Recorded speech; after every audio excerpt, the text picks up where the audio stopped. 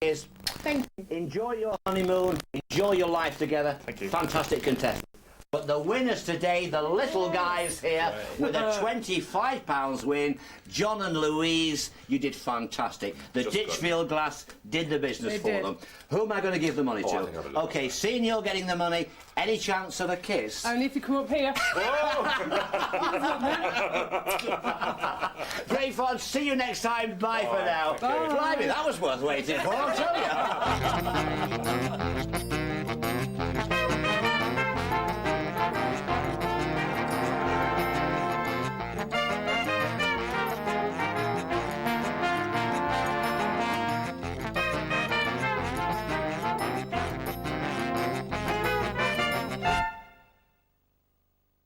Times move on, but life remains the same. Swollen ankles, breathlessness, putting on a bit of weight. You're pregnant. It's a massive risk. Where's your hope, man? Hope won't make your heart stronger. Born and Bred, the brand new drama series continues Sunday at 8 on BBC One. Well, I remember playing doctors and nurses with you once before, and it weren't your stethoscope you showed me. We've never had it so good.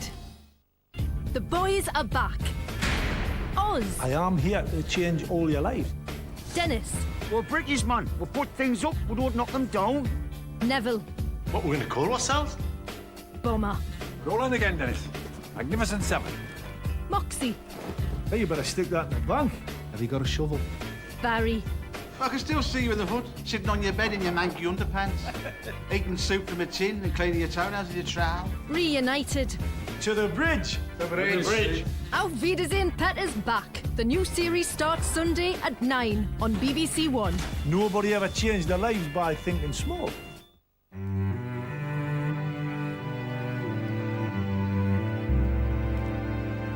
And with the latest news now on BBC One, Darren Jordan.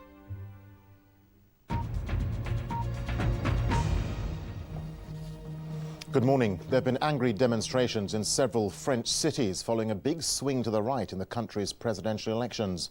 Riot police fired tear gas in Paris to disperse a protest after the National Front leader Jean-Marie Le Pen came second behind the president Jacques Chirac. The two will now go through to the second round of voting. The Prime Minister, Lionel Jospin, was eliminated after coming third. A Gaullist MP, Pierre Lequillier, said that Chirac has always been completely opposed to Mr. Le Pen's views. You know, Chirac has been the most determined enemy of Jean-Marie Le Pen. He never accepted any alliance with Le Pen.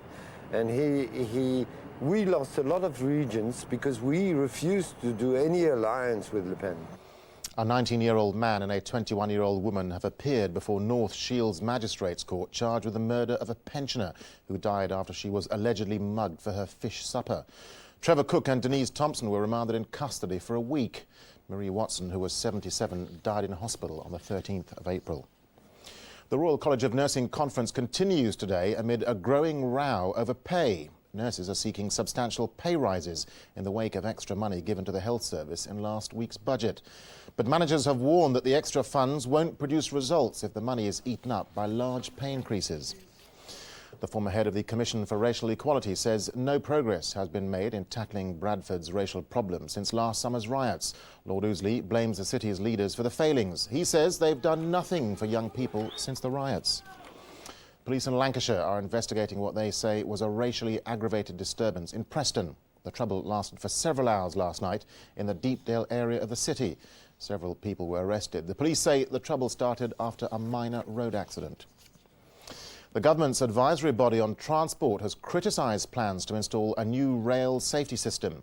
The Commission for Integrated Transport said the technology, designed to stop trains going through danger signals, would cut the number of trains and force passengers into their cars, increasing road deaths. And now a look at the weather. It'll be warm and sunny in most areas. There'll be some rain in northern areas. It will be mostly dry tonight, with occasional rain and drizzle in the north. That's it. I'll be back with the main news at 1 o'clock.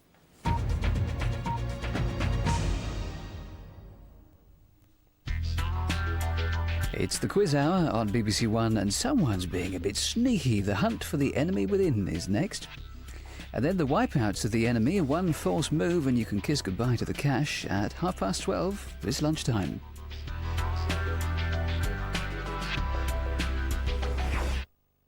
Prepare to take a walk down Britain's streets. Getting out of here. Your man on the inside. McIntyre investigates street crime in a brand new series, Thursday at 9 on BBC One.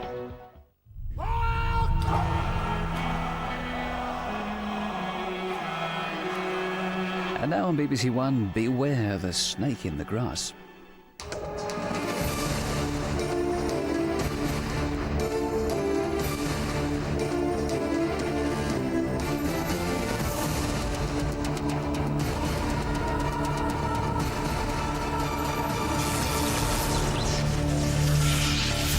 Hello, I'm Nigel Lythgoe, and this is The Enemy Within, the show where not all the contestants are equal. One of them has been given all of the answers for today. If they can keep their identity hidden, they'll be richly rewarded for that deception with everyone else's money. Let's meet our contestants. Nikki Crompton from Leyland, Richard Llewellyn from Cheddar, Sarah Clark from Worcester, Dom Price from London, and Francis Sheargold from Tameside. I've never met any of you before now, but I feel safe in saying that one of you is a cheat who will stop at nothing to keep their identity hidden from our 4 honest contestants today. If the old adage, cheats don't prosper, is to be believed, you must eliminate that enemy. Let's meet our first enemy suspect. Nikki Crompton, you're a teacher. We asked you, have you ever cheated? Yes. When I was 11 at school, we used to do cross-country and I didn't want to get muddy and hot and sweaty. So fortunately, my friend lived behind school. We used to run to my friends, have a quick coffee and a slice of chocolate cake, and then join the run halfway through, so we never had to finish a cross-country run at all. So you started cheating at a very young age. I wonder, Nikki, if you've continued to do so. Nikki Crompton, are you the enemy? No, Nigel, I'm definitely not the enemy. Definitely not. Definitely not. Then I shall ask you 3 questions. Each one of them is worth £25. If you don't know the answer or you answer incorrectly, I'll throw it open for a bonus. Answering questions will make you money, but at the end of the day, if you haven't spotted the enemy, you will lose it all. So let's stay focused and try and flush out the faker in round 1. Nikki, Isabella Rossellini is the daughter of which actress? Don't know. Throwing it open. Richard. Sophia Loren? No, it's Ingrid Bergman. In France, what are Le Monde and Le Figaro? Newspapers. Correct. Which historian presented TV series on Elizabeth I and the 6 wives of Henry VIII? Don't know. Throwing it open. Richard. David Starkey? Correct. How did you know that, David? Quite interested in history. Or you've read the answers? No, I'm quite interested in history, Nigel. Well, let's move to you. You're our next enemy suspect. Richard Llewellyn, you're a guide dog instructor. We asked you, what are your views on cheating? I think that cheating is totally unacceptable in virtually any situation, unless, of course, you're an adult playing a computer game against children, whereby to have any chance of winning, then cheating is a necessity. It's totally unacceptable, you said. Yet you cheated your cricket team. You couldn't be bothered to play, you turned up late, you lied to them. You got there for the barbecue and the drinks, though. Richard Llewellyn, are you the enemy? No, Nigel, I am not. Your 3 questions.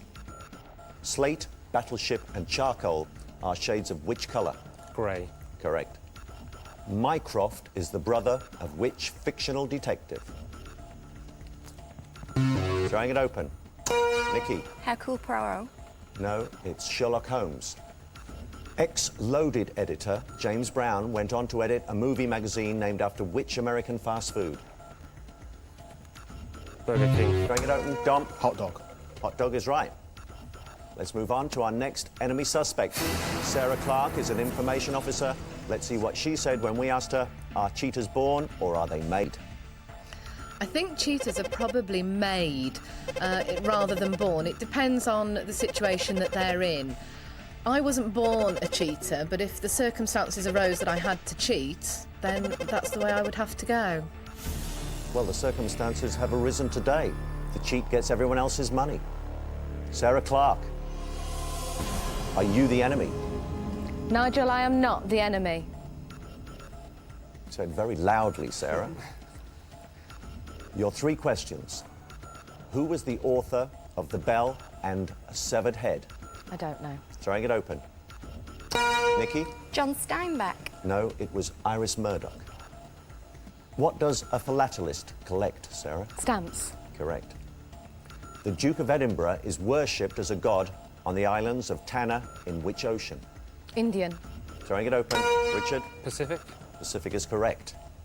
Let's meet our 4th enemy suspect, Don Price, an IT risk consultant. We asked him, what do you think of cheats? I think cheats are terrible people. Personally, I would never cheat myself, and I think anyone who does cheat should really be shown up. But at the end of the day, it's survival of the fittest, and I have been known to deviate from the truth once or twice. Deviating from the truth is lying, Dom, like you did when you went for a job interview, saying that you got huge experience in IT knowledge that was required for that job. So you've lied already, Dom.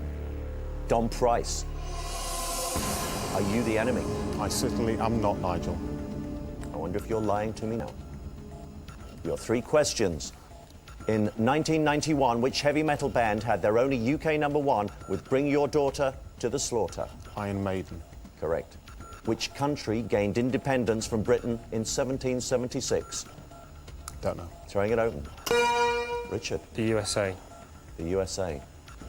You didn't know that, Dom. No. In Coronation Street, what is the name of Fred Elliott's wife? Eve. Absolutely. Let's move on to our final enemy suspect, Frances Sheargold, a play worker. Let's see what she said when we asked her, what are your views on cheating? My views are that cheating in a small way, i.e. having fun, then that's fine.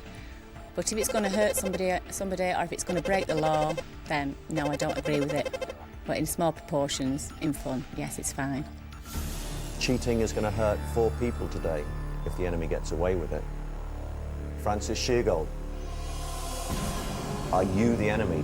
I am certainly most not the enemy. Your 3 questions. Which member of Tony Blair's government was once in a 70s band called Ugly Rumours? I don't know. Throwing it open, Sarah. Tony Blair. Tony Blair himself, absolutely. What was the name of the ill-conceived electric car marketed by Clive Sinclair in 1985? Throwing it open, Richard. C5. C5 is correct. Max Yasgur's farm was the site of which seminal 60s event? Don't know. Throwing it open. Richard. Woodstock. Woodstock. Didn't know Woodstock. Sorry. Don't apologise to me. I wonder if you're hiding something. Playing a very clever game, just throwing up a smoke screen in order to put everybody off the scent. Well, that's the end of that round. I'm not going to reveal your running totals at this moment. Only our viewers at home will be able to see them. All I will tell you is that Richard is currently in the lead. Is that because he's cleverer than you, or is it because he's cheating? I wonder if you picked up any clues. And how have you done at home, you armchair detectives? Have you spotted anything yet? Because we'll be opening up telephone lines at the end of the next round, and you can call us and let us know who you think the enemy is. Maybe you'll win some money, which is more than you might do today if you don't spot the enemy. We're now going to move into round 2, which is a buzzer round. Each question is worth £50. First on the buzzer takes the question. But remember, the enemy doesn't have to buzz in. They can sit back, let you do all the work, and then steal your money at the end of the game. So be vigilant as we play round 2.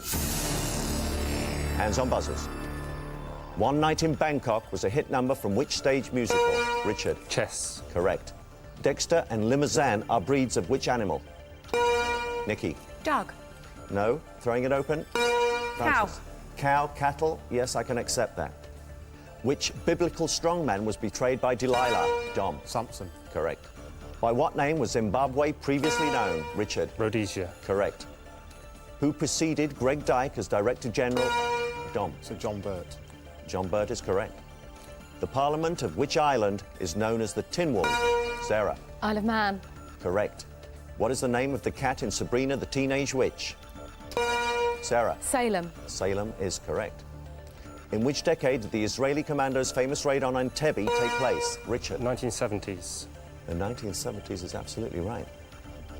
In which pantomime does Widow Twankey appear? Francis? Aladdin. Correct. Who coined the phrase, turn on, tune in, and drop out?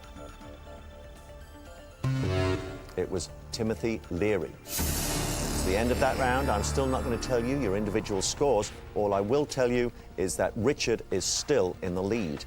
But does that mean he's today's enemy? You must be picking up some clues and forming some thoughts now. So let me find out what you're thinking. Nikki, who do you think today's enemy is? I think today's enemy is Francis. Francis, why? I was a little bit concerned that she seemed to think cheating was all right at the beginning of the programme. Well, I think in your past history, you've all done a little bit of lying and cheating, Nikki. Richard, who do you think is the enemy? I would agree with Nikki. I think it's Francis as well. And what's your reason? Not to know the C5, but to know breeds of cows. It's a little bit worrying for me. Sarah, who do you think the enemy is? I think the enemy is Richard. Really, why? He got some questions right that were very obscure, and that put me on my guard. Right, so you're not accepting that he's intelligent. No. Thank you. Is that right? Dom. I also think it's Richard. Why? I think he's playing a very good double bluff. A double bluff. So he's getting the answers right and pretending that he hasn't seen them to fool you all. I wonder. Francis, fingers pointed at you a couple of times, but who do you think the enemy is? I think it's Dom. Why? Because he seems to say that he deviates from the truth. He doesn't seem too bothered about that, so I think he may be deviating from the truth now and not giving us all the answers that he really knows. Right, well, you're all terribly unfocused.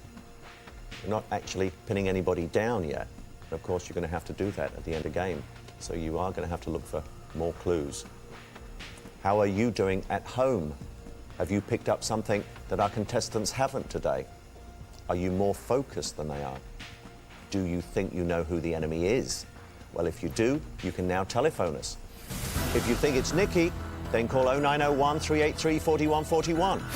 If you think it's Richard, then call 0901 383 4142. If you think it's Sarah, then call 0901 383 4143. If you think it's Dom, then call 0901 383 4144.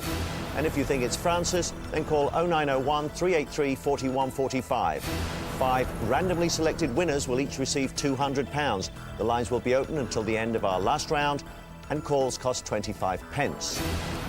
We're now going to move on to our third round, where I'm going to ask each of you 3 questions on a specific subject. Those questions are worth £75, so it's worth getting them right. But your problem is you haven't chosen that specific subject, so it's quite possible you won't know any of the answers, unless, of course, you've seen them. But then again, would you want to step into the spotlight and give yourself away?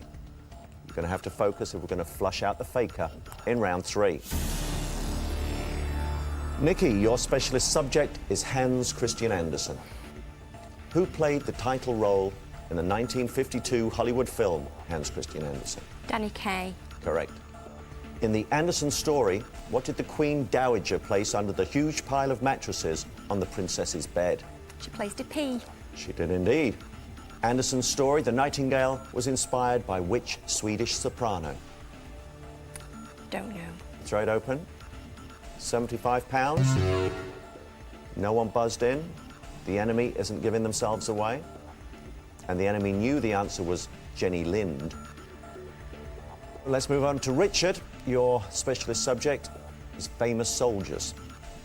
Field Marshal Erwin Rommel earned which nickname in North Africa during the Second World War? Throwing it open. The Desert Fox. Never heard of the Desert Fox, Richard? I have now, yes.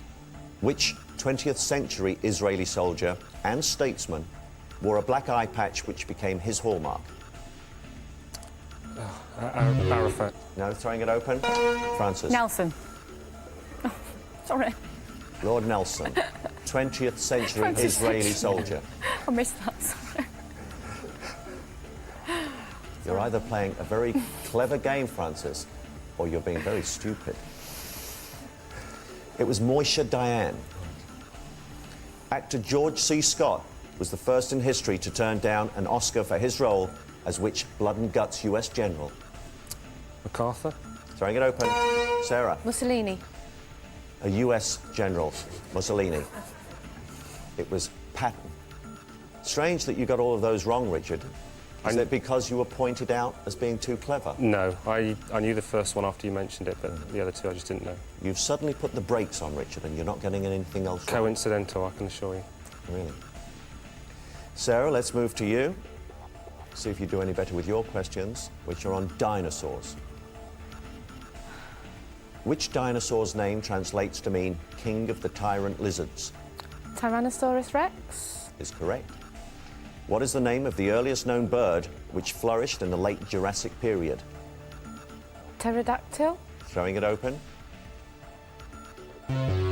It's an Archaeopteryx. Which cartoon couple had a pet dinosaur called Dino? Fred and Wilma Flintstone. Correct. Dom, let's move to you. Your specialist subject is Star Wars. Have you seen Star Wars? Certainly have, Nigel. What was the name of the Wookiee who was saved by Han Solo and owed him a life debt? Chewbacca. Chewbacca is correct. In the 1977 Star Wars movie, which actress played Princess Leia? Carrie Fisher. Carrie Fisher is correct. Anakin Skywalker was seduced by the dark side of the Force to become which character? Darth Vader. Indeed. Let's move on to you, Francis. Snooker is your specialist subject. Have you played snooker? Never, Nigel. How many points do you score for potting the pink? 3. No, throwing it open. Sarah? 5. No, it's 6. Which player was nicknamed Hurricane? Alex Higgins. Absolutely. What was the title of BBC Two's long-running snooker championship? Pot Black. Correct. It's the end of that round. I can now reveal your cash totals. And for our viewers at home, a reminder of those telephone lines to call in on. Nikki, you have £175. Francis, you have £250. Richard, you have £300. Sarah, you have £300. Dom, you have £400. So Dom is our current leader. Things have changed around. Richard was in the lead. Dom is there now. Is Dom cheating? Or has Richard just put the brakes on? Let's take a moment's pause here to look at some of your backgrounds in order to build up a character profile of your enemy today. Nikki, whilst doing home economics, didn't think her pie looked as good as the girls next to her. What did Nikki do? She put a fist through the girl's pie, punched the girl's pie, obliterated the girl's pie. Richard, we've heard how he cheated his cricket team. Richard is a guide dog trainer. You'd think he'd love animals. Years ago, when they were breaking a little puppy in, house training it, he went round with a glass of water behind it and left little puddles around the house. The dog got into trouble. Richard told lies. Sarah, you were shocked by that. But you used to leave your history lesson. You didn't like history. You'd pretend you were ill and lie. You were only found out when you did your history exam and you got a U. That means ungradable, Sarah. It was so bad. Dom told a friend that Tiger Balm and Lip Balm were one in the same. Dom's friend didn't talk to him for 2 weeks. It wasn't that he didn't want to, he just couldn't talk. Francis, we've heard about that pie incident with Nikki, but you made an apron at school. And you weren't very pleased with it. And when they told you you could take it home to show your parents, you didn't think it would be very impressive. So you stole the girl's apron next to you and took that home and pretended it was your own. As you can see, there's a history of lying and cheating here. Any one of you could be the enemy. You have to decide which one it is at the end of this, our final round, which is where you can dramatically increase your cash totals, because the first question I'm going to ask you is worth £100. Anyone can buzz in if you get it right.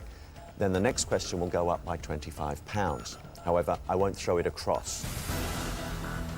So, put your hands on your buzzers, be very quick, and be sure that you sort out who the enemy is by the end of this our final round. Which supermodel is known as the Body? Richard. Ellen Macpherson. Correct. For £125, which animal has varieties named English Spot and Flemish Giant? Nikki. Spaniel. No, it's a rabbit, still for £125. Shingles is a condition caused by the same virus as which infectious? Sarah. Chickenpox. It is indeed. £150. What name is commonly given to a cocktail of Advocaat and lemonade? Francis. Snowball. Snowball is correct. For £175, set in Lark Hall, which TV series features characters Shaz and Bodybag? Dom. Bad Girls. Correct. For £200, the 1970s fishing dispute between Iceland and Britain was commonly known as what, Richard? Cod Wars. The Cod Wars is right. £225. Born in 1782, Niccolo Paganini was famed for playing which instrument? Richard. Piano. No, it was the violin. Still for £225, according to John Gray's bestseller, Men Are From Mars and Women Are From, Sarah? Venus. They are from Venus. For £250, what is the Afrikaans word for areas of open grassland in South Africa? Sahara? No, it's veld. Who is Tara Newley's mother? Richard. Joan Collins. Joan Collins is correct. That's the end of our quiz questions today, and the phone lines are now closed. I'll give you your final cash totals. Nikki, you have £175. Francis, you have £400. Dom, you have £575. Sarah, you have £650. And Richard, you have £850, which means that Richard is today's winner. But that could be the closest any of you get to that money. It can still be stolen from you because the enemy is still within. In a moment, I'm going to be asking you to nominate who you think the enemy is. And you must give me a majority decision. If you fail to do so, and you give me a split decision, then the audience's vote will count whether you agree with it or not. It's now time for that audience vote. So, audience, who is the enemy?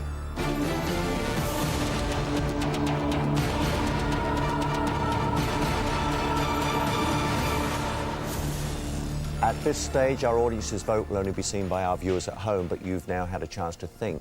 You're going to answer the most vitally important question of the day: who is the enemy? And you need to get it right. You've got to decide if it's Nikki. She's only got £175. She's not really been answering a lot of questions. Is she hiding herself away from you? Is it Richard, today's winner, £850? He's been there. He put the brakes on halfway through, but then came back again. Is it Sarah? She's done rather well, £650. Is it Dom, £575?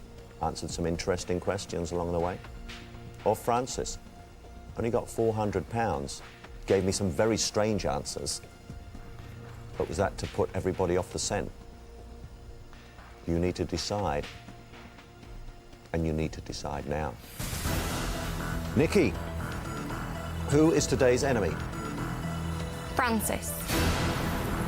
Richard, who is the enemy? Dom. Sarah, who is the enemy? Dom. Dom, who is the enemy? Francis. Francis, who is the enemy? Dom. On a 3-2 vote, 3 of them point to you, Dom. But are they right? Will the real enemy now stand up? They are right. Dom, sit down. Congratulations, contestants. You know how to spot a fake. And Dom, I've got to tell you that the audience said it was you as well. So you obviously played a very bad game. We gave you the answers. You didn't use them, or you used them badly. Where do you think you went wrong? Probably answering too many questions. You didn't answer as many as Richard did. I think I must have given it away somewhere. I think you did. And you know what happens to you now, Dom? You go home with what you justly deserve. Absolutely nothing. Nikki, you thought it was Francis. So I'm sure you owe a lot to your fellow contestants today because they spotted Dom. Why did you think Francis? I thought Francis because I was a little bit unnerved by the answer to the question regarding cows. Cows. I was unnerved by the answer to the question regarding an Israeli general, Admiral Nelson. Richard, you spotted Dom. How did you spot him? I just felt that he was very cagey, and I felt his specialist subject was the easiest of the 5, which roused my suspicions. We gave Dom all of the questions and all of the answers, so you were the ones at a disadvantage throughout the game. The truth was I was jealous because I got all mine wrong and I would have got all of his. Yeah, I think that sounds about right, Richard. Sarah, you picked up £650, so obviously you've now got £794. Oh, lovely, thank you. You spotted Dom. How did you do it? I saw him when he was answering the questions and he held back on the buzzer twice. He obviously thought, I can get that. No, I'm holding back. And I saw him do it twice, and that made me think that he was the enemy. Well, you thought and you were right. Francis, let's move to you. You spotted Dom. How did you do it? Initially, I thought with the VT where he said about cheating, that came across as being quite devious. Right. Also, in the earlier rounds, he actually buzzed before the question actually finished, so I thought perhaps that could have been. Right. He knew the answers earlier. Well, you picked up £400 for yourself, and also now you've got the £144 from Dom's money, so you're going to be leaving with £544. Thank you. Congratulations again to all of the contestants. You've successfully done your job today. You've flushed out the faker, and you're going to go home with what you justly deserve, all of his money. How did you do at home? Did you spot Dom? Do you make a good detective, and would you like to be on this show? If you would, well, why not write to us at this address? The Enemy Within, Post Office Box 22122, London SE1 9GL. And please include a stamped, self-addressed envelope. That's all for now. Dom has been discovered both by our contestants and our audience today. I guess it proves if you're going to cheat, do it without getting caught. And always remember, keep your friends close, keep your enemies closer. See you next time.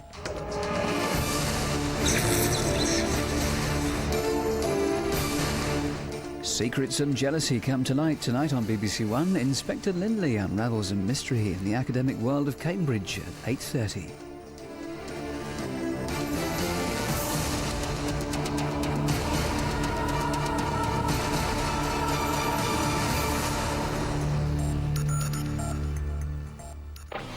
And stay with us now on BBC One for a game of Wipeout.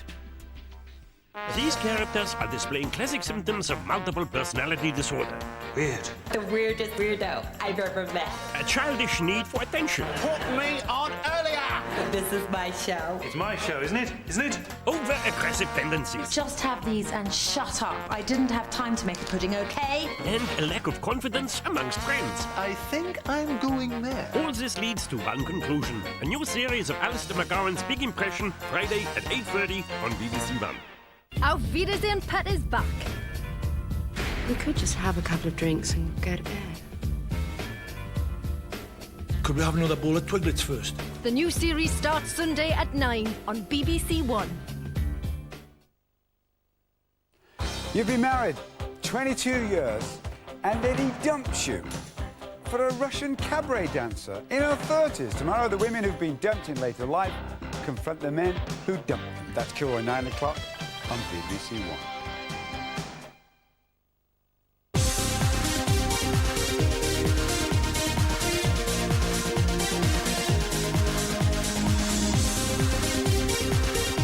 And now on BBC One, the game that ends with a mad dash for the holiday.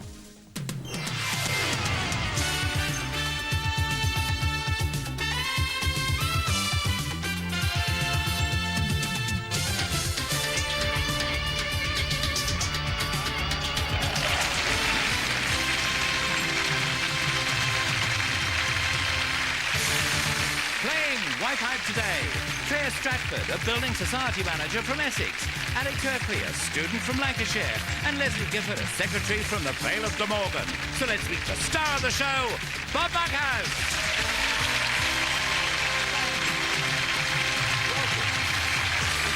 Thank you. Thank you very much indeed. Thank you. It's good to be with you. And in answer to your many very kind letters, and I do thank you for them, yes, I do take a pride in this show and the job of being a comedian. It's been said, you know, and I think this is an exaggeration, the comedian actually does more for society than the policeman, the politician, the lawyer, the scientist. Let's not get things out of perspective, shall we? I mean, a comedian has got to know his place.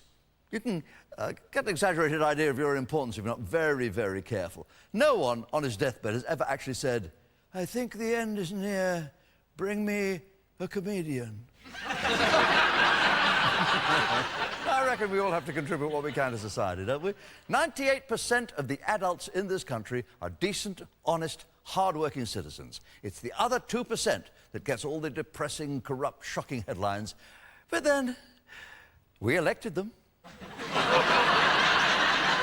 play Wipeout. Hello, Leslie and Alice and Claire. Welcome to Wipeout. Claire, you're from Billericay. That's right, in Essex. Oh, I recognise you now. You're Billericay. Somebody named Billericay. Some of those names, you know, sounds like somewhere that Bianca from EastEnders would move to. Billericay! and Tom Edwards said, I know, but what do you do for a living? I'm a manager at a building society. Yes, that means you do underwriting and stuff? That's right, mortgages. See, I know. And mortgages, Yep. you arrange loans. Mm-hmm. Isn't that nice? There's a lot of argument about money these days, isn't there? There's talk of eliminating the penny. Did you read that? They're going to do away with the penny because they say there's nothing these days that a penny is good for. And I entirely disagree. When you try to fill your petrol tank with exactly £20 worth of petrol, don't you find it's always £20 and a penny? Exactly. Truth in comedy. Have much fun at work, Claire? Yes, we do, yes. If we get bored, we end up singing songs and things to cheer ourselves up. Oh, lovely. Money-related songs, I assume. Sometimes. Well, of course. Beg, steal or borrow comes to mind. Mouldy old dough. Money for nothing. That is dire straits. What's the worst date you've ever been on, Claire? Worst date? Well, I had a first date with a boyfriend. I was a bit nervous, so I had a few too many drinks and I ended up being sick all over him. Oh, I'm sorry you brought that up. Looking back over your life as a consumer, what's the strangest thing you've ever eaten? Guinea pig. Pardon? I had guinea pig when I went on holiday to Peru. In Peru? Yeah. Any good? No, it was horrible. That's a shame, isn't it? I know that dish, folks. It comes served on its own little wheel, so there's enough to go round. Alex, good Hi. to see you. Welcome from Bury. Whereabouts in Bury? I'm from Ramsbottom. What do you study? You're a full-time student? I am, yes. So when the bar is closed, what do you study? I study media, German and business. Oh, what a mixture, eh? Where?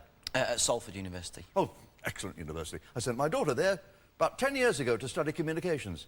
Don't think it's working out. I haven't heard from her since. Picture my dismay. What about part-time work, Alex? Yeah, I have a couple of part-time jobs. One working at a college as a support worker for special needs students. Oh, good man, good man. Yeah, and I also work part-time at a local radio station, Galaxy 102. That's voluntary? No, it's part-time work. Well, still, it's nice broadcasting, isn't it? Yeah. Do you ever have guests on it? I mean, what I'm trying to say, if you ever need a boozy old has-been to come along for you to poke fun at, I'm sure I'd be able to oblige you with Chris Evans' phone number. Among the various people that you have as role models, who do you most admire? Well, one of my favourite comedians, in fact, apart from myself, Bob, is Peter Kay.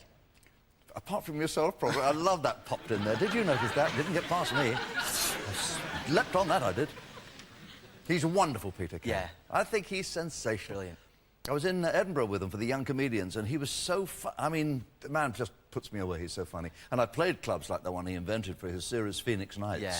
Phoenix Nights, just where the bouncers are so tough, you know. Their idea of a face tissue is scar. Leslie.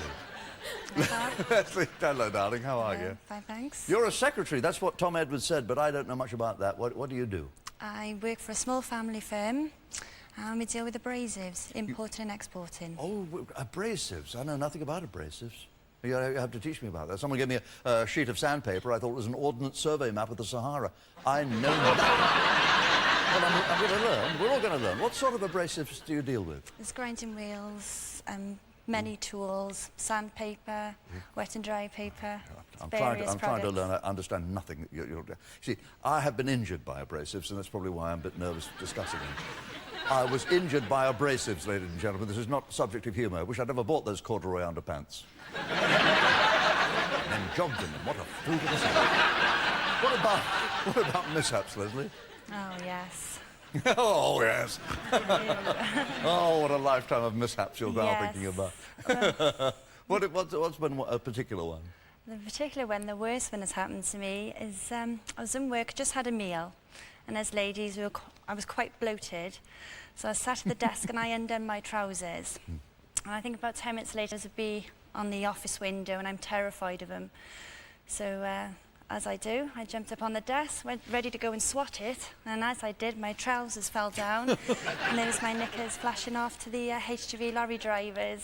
Oh, no. Yes. The lorry driver saw you with your trousers? Yes. For him, HGV stood for had good view. Would you please make my guests feel very welcome, ladies and gentlemen? Thank you. Splendid, you're lovely people, and I'm glad you're here. The fireworks begin with our first round. Of course, 16 answers will be on display, and 11 are sparklers, which rocket a player's earnings by £50 a pop. But 5 are just damp squibs, which make all liver mass go frick. So, let's light the blue touch paper on our first grid, which is called A Night at the Opera. 11 of the people on our grid are famous opera singers. We're going to show you 16 names, but only 11 are famous opera singers. 5 ain't. OK, here they come.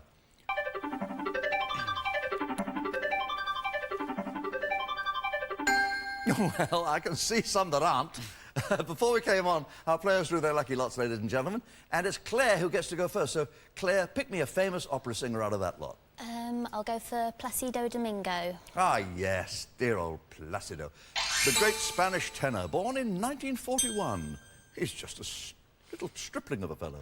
You have £50, Claire. I'll go again, and I'll go for Dame Kiri Tanawa. Yes.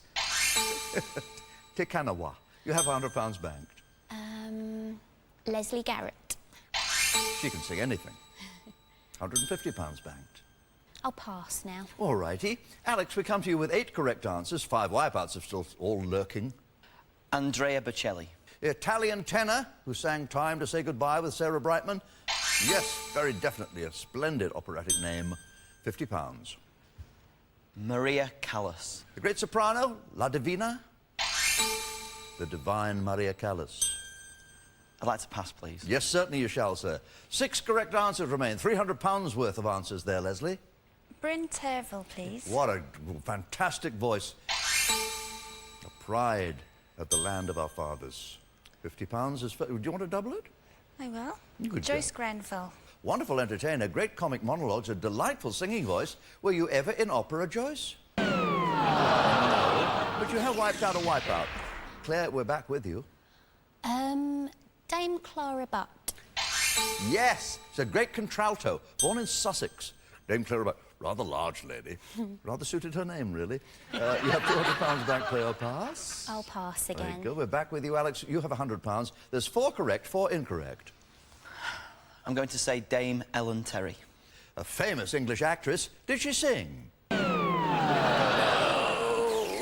Leslie, only 3 wipeouts now. This is a treat. Dame Margot Fontaine. Well, I know the name of a legendary English ballet dancer called Dame Margot Fontaine. Have we also found an opera singer? No, we didn't lose anything there, Leslie.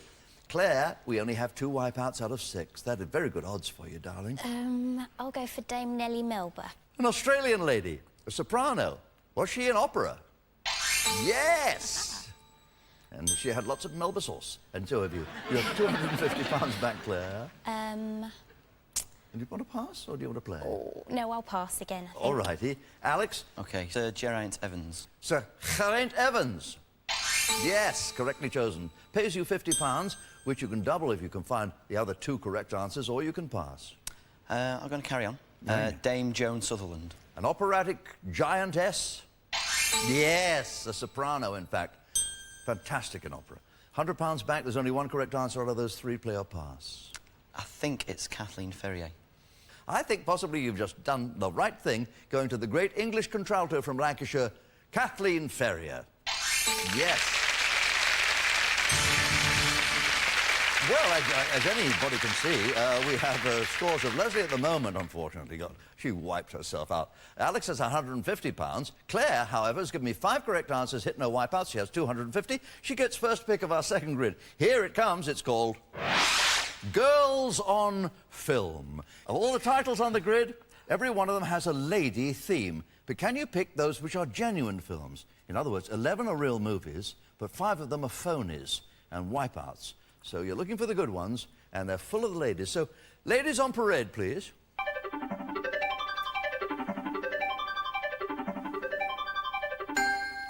Claire, 11 genuine movies up there. Can you pick me one? Lady and the Tramp. Classic animated film. £300 back. Would you like to add 50? Yes, I'll go for The Lady Vanishes. Where is Miss Froy? I'll go again. I'll go for 3 Men and a Little Lady. Did they make a sequel to 3 Men and a Baby called 3 Men and a Little Lady? Yes, I remember Ted Danson was in it. He was lovely. £400. Lady Windermere's Fan. Well, there's a silent version of that starring Ronald Colman. Subsequently, it's been made again. You now have a total of £450 back. Play or pass? I'll pass now. Very good. Alex, you have £150, and we still have 7 correct answers on the grid. The Portrait of a Lady. Nicole Kidman in Portrait of a Lady? Yes, she's so beautiful. You now have £200, and there's 6 correct answers. I'd like to pass. Yes. Leslie, we have £300 worth of answers, as I've said, but there are still 5 intact wipeouts. Lady Chatterley's Liver. D.H. Lawrence wrote the novel. Did they ever make a movie of it? Yes, they did. The Lady Killers. There was a great Ealing comedy. Was it called The Lady Killers with Alec Guinness? Yes, Alec Guinness was wonderful in The Lady Killers. I'll bank, thank you. Claire? How about The Lady's Not for Turning? Certainly The Lady's Not for Burning was a play by Christopher Fry, and then Margaret Thatcher, in a speech, parodied that by saying The Lady's Not for Turning when it was supposed that she was going to make a U-turn. Are you going to make a U-turn and go from your height of 450 back to zilch? Oh, what an expensive mistake. Alex, there's now only 4 wipeouts. Ladies Should Listen. Cary Grant in a movie called Ladies Should Listen? Yes, well chosen. Do you want to choose again, or do you want to pass to Leslie? I'm going to pass. I think you're wise to do so. Leslie, there's 3 right, 4 wrong. Lady Godiva. Lady Godiva. Did Maureen O'Hara ever attempt the role of Lady Godiva? Yes!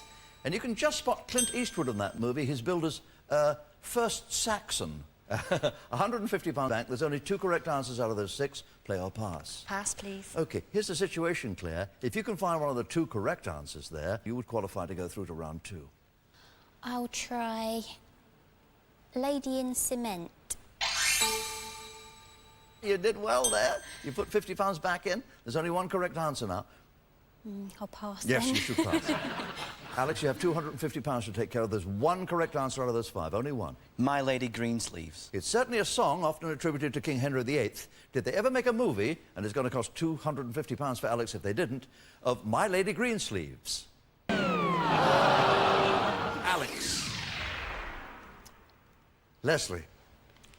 The Lady of Charlotte. It's a famous poem by Alfred Lord Tennyson. Did they ever make it into a movie? Oh, dear. We're back with you, Claire. Lady Sings the Blues. You're right about Lady Sings the Blues being a movie. Life story of, say, Billie Holiday? Lady Sings the Blues, played by Diana Ross. Was it a movie? Yes!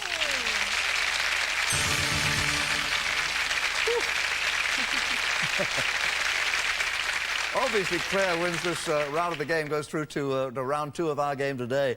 And as you can see, both Alex and Leslie, alas, have goose egg, bupkis in the bank. There's nothing there but vapor trail. However, although Leslie's played very well and given me 4 correct answers on today's game, it's Alex who's given me 7, and therefore he qualifies for round 2. We have to say goodbye to Leslie, however, reluctantly. It's paperweight time, baby. Thank you. Have you had a good time? I've had a great day, thank you. It's been lovely meeting you. Thank you. Thank you for coming on the show. Leslie.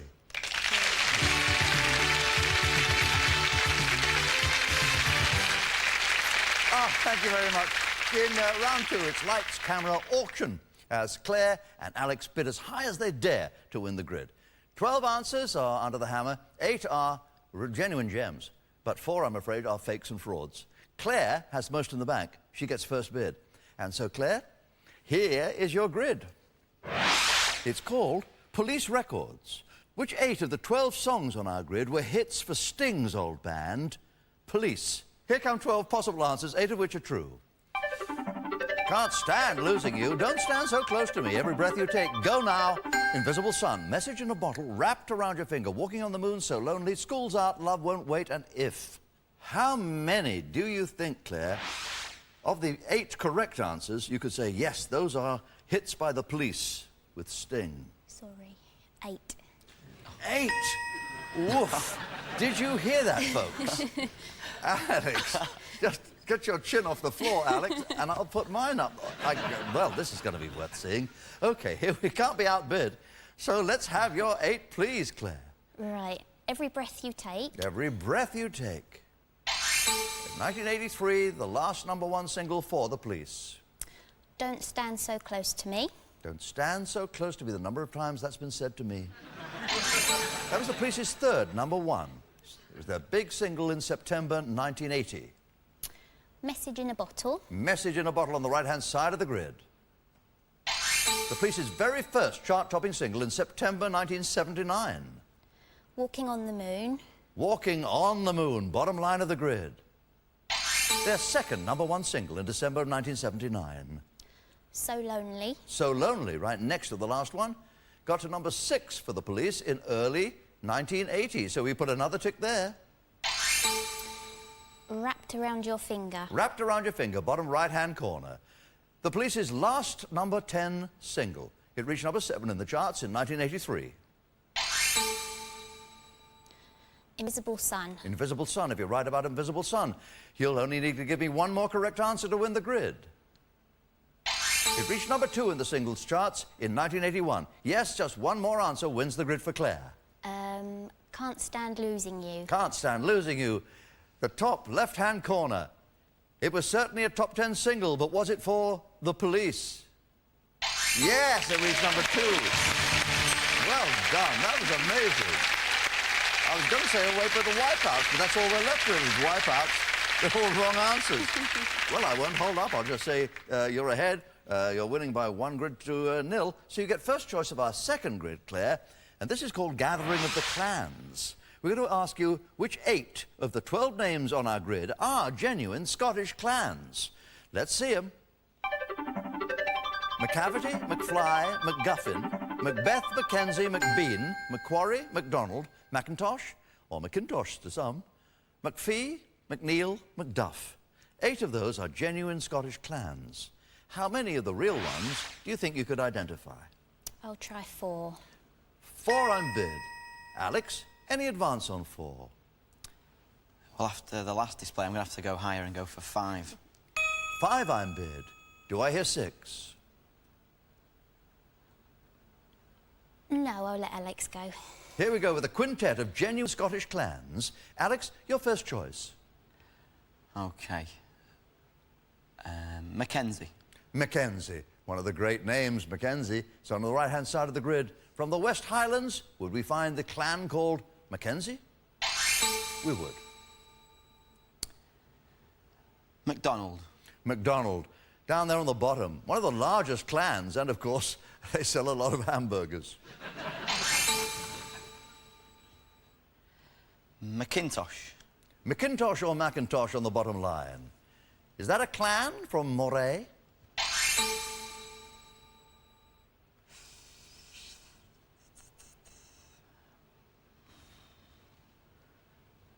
Just 2 more choices. Hard decision, isn't it? Yeah. I think I can see McPhee. McPhee? McPhee. It's in the bottom left-hand corner. Yes, the McPhee clan. Their motto is, for the king. 1 more correct choice, and you win the grid. It'll be 1 grid all.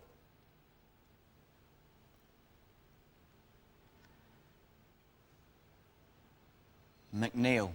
If you're right about the McNeil being a clan, then, as I say, this grid is yours. From the Western Isles, do we welcome the clan McNeil? We do indeed. Well played. Away with the wipeouts, the ones you avoided. Macbeth, of course, you're very wise to avoid. McCavity, McFly and McGuffin.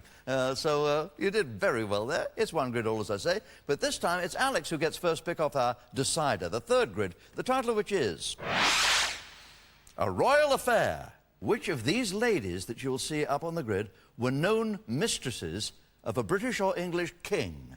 Oh, how scandalous. Let's have a look. Schneider, Howard, Jordan, Hamilton, Wilson, Langtree, Gwynn, Villiers, Boleyn, Lamb, Mancini, or Mancini, and Stevenson. Alex, how many of the 8 mistresses of a British or English king do you think you could identify? 4. I have 4 saucy ladies. Claire?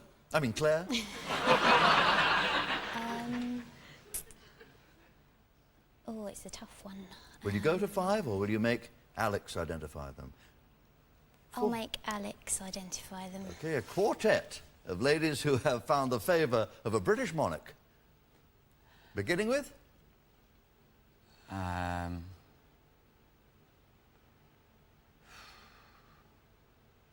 Caroline Lamb. Lady Caroline Lamb, you say. Bottom left-hand corner.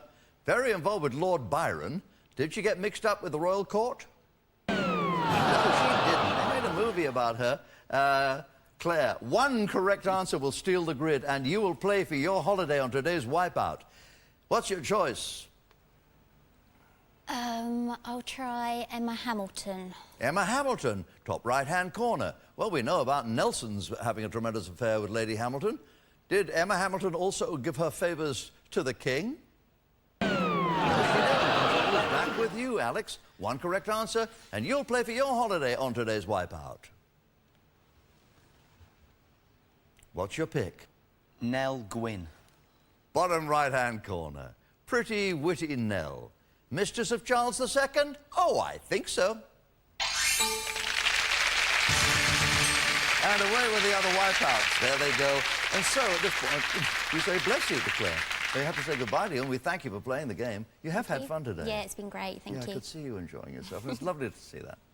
We have, of course, our designer wine goblets for you as a souvenir, so you'll never forget us. And a round of applause, which we hope will send you on your way with a smile. Claire.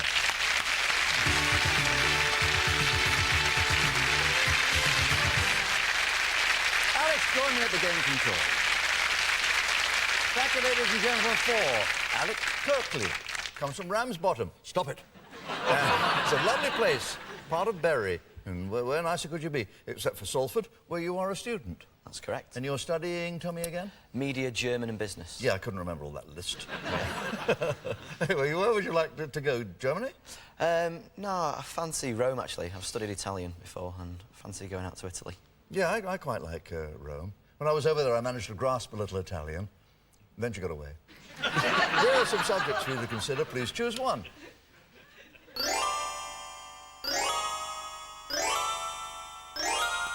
What's your choice, Alex? I'm going to go for television, Bob. Television? Yeah. Sign of a misspent youth. Let's find out if it's part of your television history. What have you got for us, computer? On the right track. That sounds like horse racing. Well, let's find out what it is. Which 6 of the 12 names on the grid belong to the engines which featured in the tales of Thomas the Tank Engine? Let's see the names, please, computer. Brian, Gordon, Hamble, Edward, James, Henry, Rowley, Percy, Jess, Toby, Travis, Zebedee. Number you want to see in the top left-hand corner is a 6, telling you you've got all 6 right when you hit Bob's button. The Monkhouse Minutes in the top right-hand corner, I'll let you know how it's going. You have a minute to win it. Good luck. Starting now. And that's go straight for Henry, James, that's 2. Travis makes 3, Toby makes 4, Percy makes 5, Gordon makes 6, he's used 8 seconds, he's got 5 right. 1 is wrong, you must take out the one that's wrong before you can put in the one that's right. You've only used a quarter of a minute. Takes out Travis. We've only used 25 seconds. Still, one of those is wrong. Half a minute to go. Start James puts in Edward. 25 seconds to go, still one is wrong. Can't put back James till you take out one. One of the others is. Coming to only 10 seconds left. Counting down from 7, 6, 5, 4, 3, 2, 1. Oh, Alex, we're out of time. Out of time. Oh, I was so sure you could do it. And so were you. Where did we go wrong? Computer, can we have the right names? Oh. You had them all. Gordon, Edward, Toby, James, Percy, Henry. You had every one of them, but just not all of them at the same time. Oh, dear. Oh, listen, I've got a lovely champagne flutes for you. Brilliant. World in front of him, folks. Would you please give him a round of applause to waft him on his way happily? Terrific, mate. You put up great stuff. I wish you could. As always, we end with the Monkhouse motto. The minutes at the dinner table may not make you fat, but the seconds will. That wipes me out. Till next time.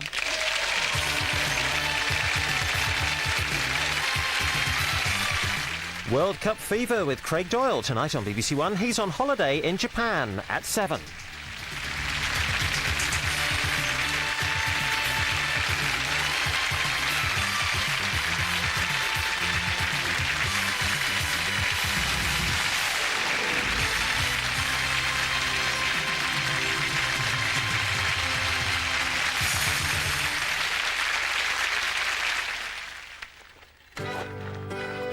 If you're going to do anything remotely active this summer, Sport Relief needs you.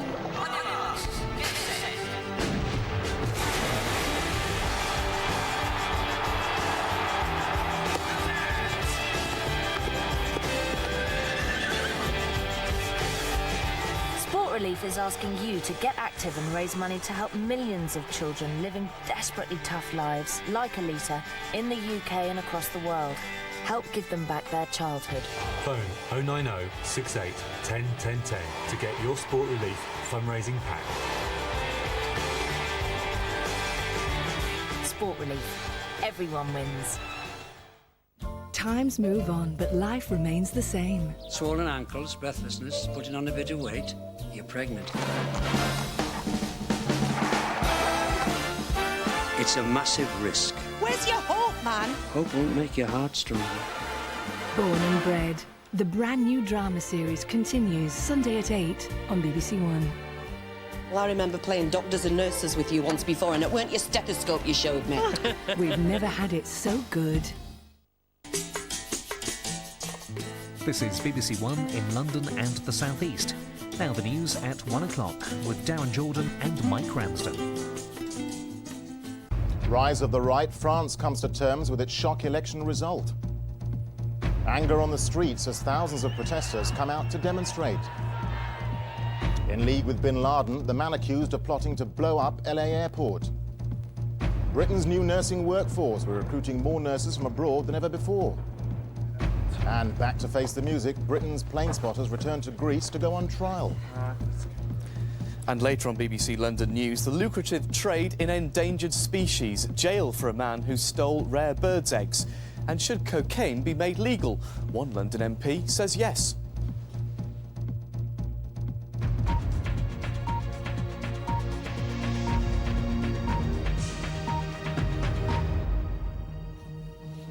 Hello and welcome to the BBC's news at 1 o'clock. There have been angry demonstrations across France following a big swing to the right in the first round of the country's presidential elections.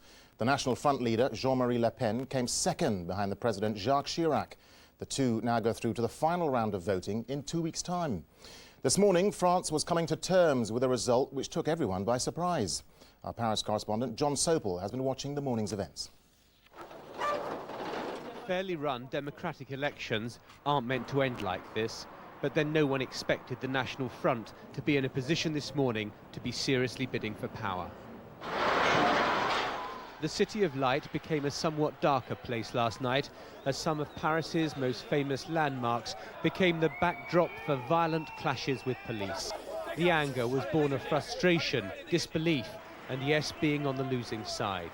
Someone the left perceives as an unreconstructed fascist is now in the runoff to be France's next president. But nobody saw it coming. This was a protest vote which was never meant to end up the way it has ended up. We don't understand how French people could have chosen this person. Front National, bonjour. But it has happened, and at Jean-Marie Le Pen's headquarters, the phones are ringing off the hook.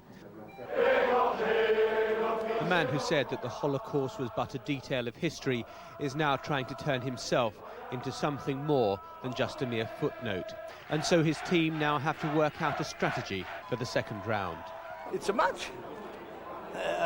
And if he is stronger, he wins. If I'm stronger, I win. Jacques Chirac has said that last night's results threaten fundamental French values. Today, one of his campaign advisors told me there would be no deals with Le Pen. We lost a lot of regions last time because we didn't want to do any alliance with Le Pen. And so there's a sort of hatred between the two men.